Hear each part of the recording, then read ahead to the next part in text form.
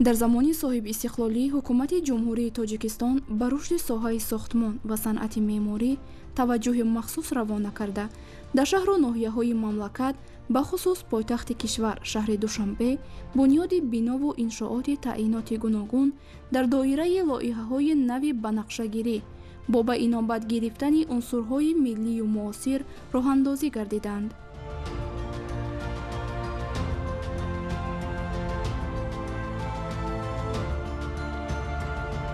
яке аз биноҳои муҳташам ки дар даврони соҳибистиқлолӣ бо санъати хосаи меъморию тасвирӣ, нақшбандӣ ва кандакории нодир сохта шудааст, ин кохи Наврӯз мебошад.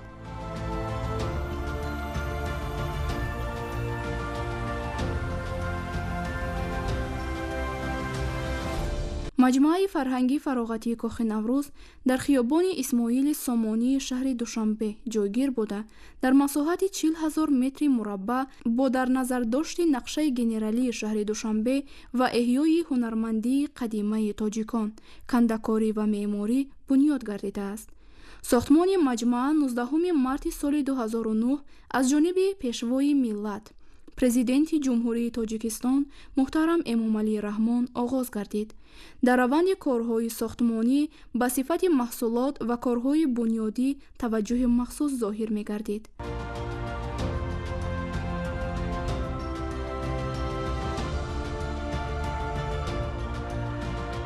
12 сентябри соли 2014 ин кохи бошукӯҳ бо тарҳи муосир ва сифати баланд, риояи унсурҳои кандакорӣ ки инъикоскунандаи таъриху тамаддуни оламшумули миллати тоҷиканд, расман ифтитоҳ гардид. мавриди истифода қарор гирифтани ин кохи Наврӯз ба баргузории ҷаласаи навбатии сарони кишварҳои узви созмони ҳамкории Шанхай дар шаҳри Душанбе рост омад. маҷмӯаи мазкур бо ташаббуси бевоситаи пешвои миллат муҳтарам Эмомалӣ Раҳмон бунёд ёфта, имрӯз бо шукӯҳу шаҳомат ва санъати нотакрори кандакорӣ ба яке аз маконҳои асосии тамошо ва сайругашти сайёҳон табдил ёфтааст. бояд гуфт ки кохи Наврӯз қаблан ҳамчун чойхонаи калонтарин ба нақша гирифта шуда буд, вале баъдтар дар рафти сохтмон дар тарҳи он дигаргуниҳо ворид карда шуда, он ба як иншооти муҳташам ва қасри бузург табдил ёфт. дастур ва супоришҳои ҷаноби олӣ нисбат ба пешниҳоди мавзе ва сохтмони чойхонаи миллӣ барпо гирифта буд ва баъди оғози сохтмон ба он оварда расонд ки ҳамчун кохи Наврӯз ба охир расид ва соли 2015 яке аз ҷамъомадҳои беҳтарини шос ё ки аввалини шос созмони ҳамкории Шанхай дар Душанбе, дар Тоҷикистон, дар Душанбе, дар ҳамин кохи Наврӯз гузаронда шуд. ва агар бисёр баланд ҳам сухан гуфтан гирем нисбат ба кохи Наврӯз, инро ҳамчун кохи беназир ҳам маърифӣ кардан мумкин. барои чӣ? барои он ки амо 7 муъҷизаи олам ҳам ки ҳоло вуҷуд надоранд ба ғайр аз пирамидаҳои саркуфтаи мисри араб, ин ҳам як муъҷизае аст ки имрӯз дар Осиёи Миёна аз ҳама бартарӣ дорад, назир надорад ва инро беназир шумордан мумкин аст.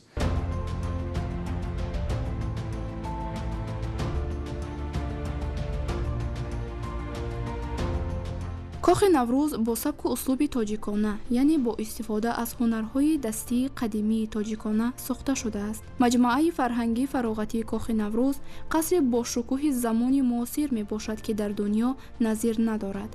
маҷмӯаи мазкур аз 5 ошёна иборат буда бо ҳунармандиҳои мухталиф аз қабили гаҷкорӣ дар рӯи оина, оинабандӣ, сангтарошӣ, чӯбтарошӣ ва амсоли инҳо оро дода шудааст.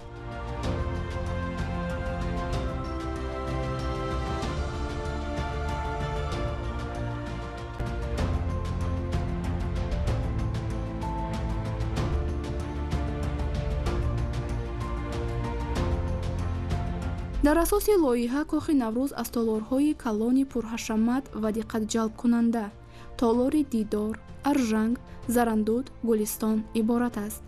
толори дидор дар ошёнаи якуми маҷмӯаи фарҳангии фароғатии Кохи Наврӯз ҷойгир буда, масоҳати он 1108 метри мураббаъро ташкил медиҳад. Толор ба он хотир дидор номгузорӣ шудааст, ки маънои вохӯрӣ дидани касеро дорад. барои оро додани толор санъаткорону ҳунармандон аз ҳунару санъатҳои қадимии тоҷикона аз қабили васаҷуфт, кандакорӣ, наққошӣ, гаҷкорӣ дар рӯи оина ва амсоли инҳо истифода кардаанд. девор ва сақфи толор бо санъати баланд кандакорӣ гардида, дар он сангҳои ороишӣ давраи таърихии тахти ҷамшед, зардушт, тахти сангин истифода шудааст.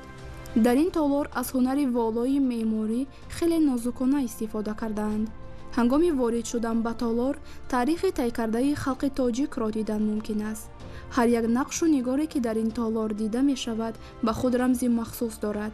аз ҷумла ситораи ҳаштгона аз таърихи зардушт ва ситораи 12пара аз 12 моҳ гувоҳӣ медиҳад. ин шоҳкориҳои санъати меъморӣ дар замони истиқлолияти давлатӣ аз нав эҳё гардиданд.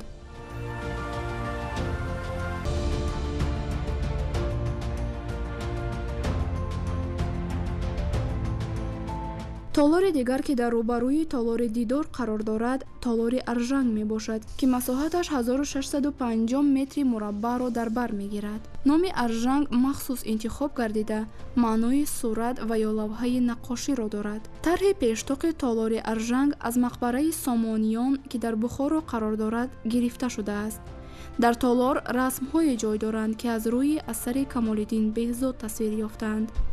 акси пешвои миллат муҳтарам Эмомалӣ Раҳмон ва модарашон низ дар қатори ин расмҳо қарор гирифтааст, ки барои сайёҳон диққатҷалбкунанда ба назар мерасад.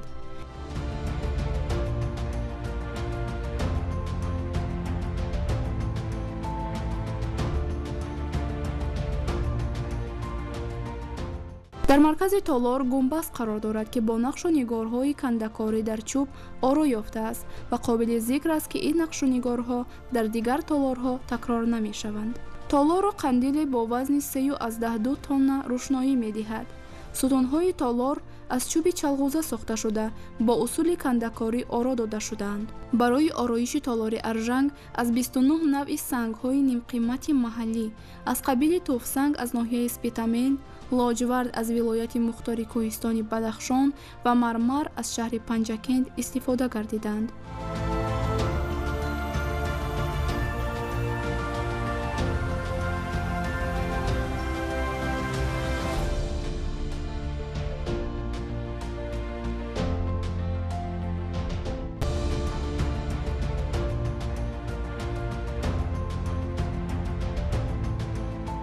толори зарандуд яке аз толорҳои кушоду барҳавои муносиб барои қабули меҳмонони олиқадр ва гузаронидани ҷаласаҳои сатҳи олӣ пешбинӣ шудааст.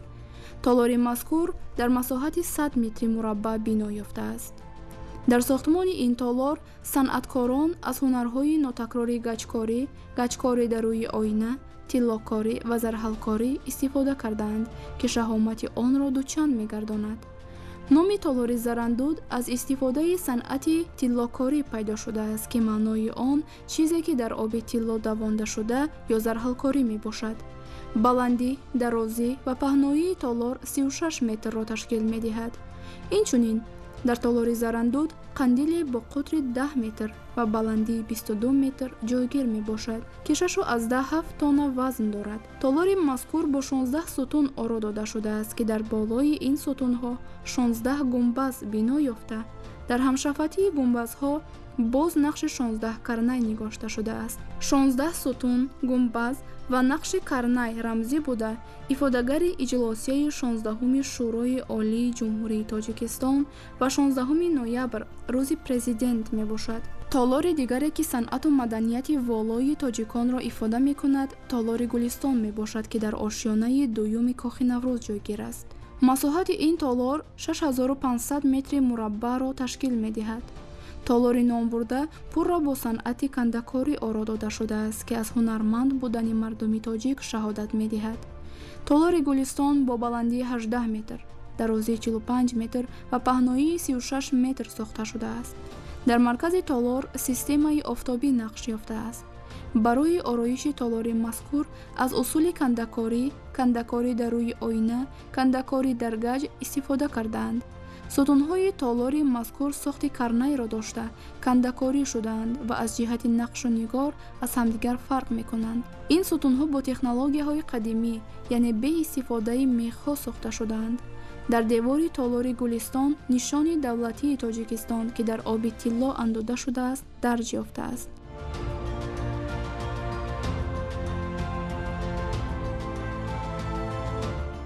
маҷмуаи кохи наврӯз ки дар офаридани он 4000 усто аз тамоми минтақаҳои тоҷикистон саҳм гузоштаанд, дастоварди бузург ва гаронмояи замони истиқлолияти давлатӣ ба шумор рафта, он нишонаи таърихи ғановатманди миллати соҳибтамаддуни тоҷик мебошад. дар маҷмӯъ барои ороиши кохи наврӯз 52 тонна аз сангҳои нимқиматбаҳо истифода гардидааст ки имрӯз ба макони фарҳангӣ, таърихӣ ва сайёҳӣ табдил ёфтааст. ҳар сайёҳ ва меҳмони хориҷие ки аз кохи наврӯз дидан мекунад, ба ҳунари кандакорию гаҷкорие ки ҳунармандони тоҷик онро бо даст сохтаанд, дар ҳайрат монда ба ин намунаи ҳунари волои миллати тоҷик баҳои баланд медиҳад.